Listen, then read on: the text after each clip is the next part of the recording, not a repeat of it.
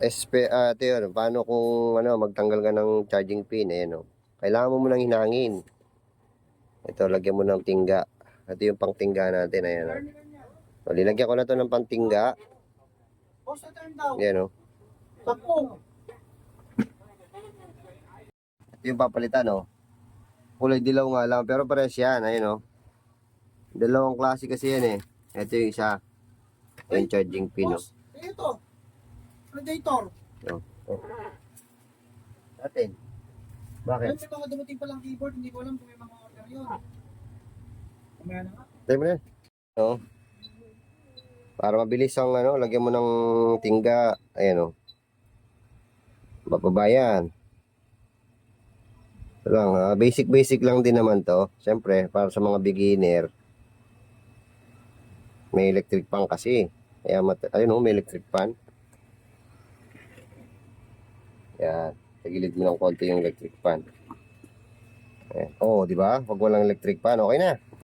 Ito, panghigop. Pero kailangan mas maganda, mas marami base sa experience ko ha. Pag konti kasi yung niyan, yung hindi mo masyado mahigop. Lagyan mo ng LED. Ayan. Ito yung panghigop namin, maliit. Pero pwede na. Ay, patay, hindi yata. Pwede ah. Ayan. Di ba? Di ba?